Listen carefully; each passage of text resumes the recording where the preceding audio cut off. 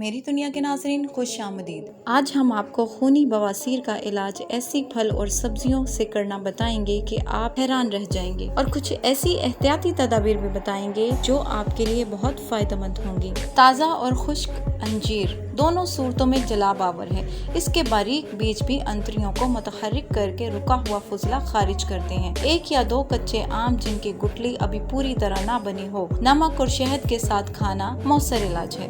पपीते के बीजों का जूस भी फसादे हजम और खूनी बवासीर में कारआमद है। रोजाना रात को सोते वक्त 2 केले खाएं। खूनी बवासीर में जामन भी इंतहाई मौसर है।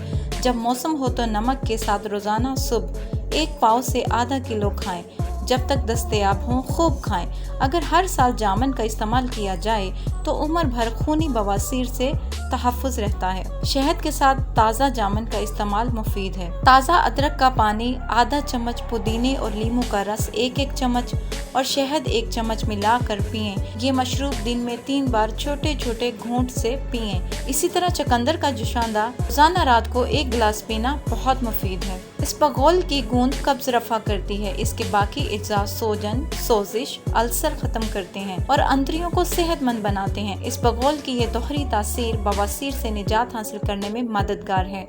मेरी दुनिया के नाज़रीन, अब मैं आपको कुछ ऐसी एहतियाती तदाबीर बताऊंगी जिन पर अमल करके आप अपनी इस बीमारी से जल्दी छुटकारा पा सकते हैं। बड़ा गोश्त हरगिज न खाएं। बकरी का गोश्त भी हफ्ते में 2 बार खा सकते हैं। बैंगन, अरवी, मसूर की दाल ना खाएं। लाल मिर्च का इस्तेमाल कम से कम करें। बेकरी की बनी हुई तमाम अशिया से परहेज करें। आंतों में तेजाबियत बढ़ाने और खराश डालने वाली ग़िज़ा हरगिज ना खाएं, मसलन गरम मसाले और गोश्त वगैरह। रुई या फोम से बनी हुई गद्दी पर ना बैठें। बेड या नवाड़ की कुर्सी पर बैठकर ही काम कीजिए। ऐसी मज़ीद मालूमाती वीडियोस देखने के लिए मेरी दुनिया को सब्सक्राइब और बेल आइकन पर क्लिक जरूर करें।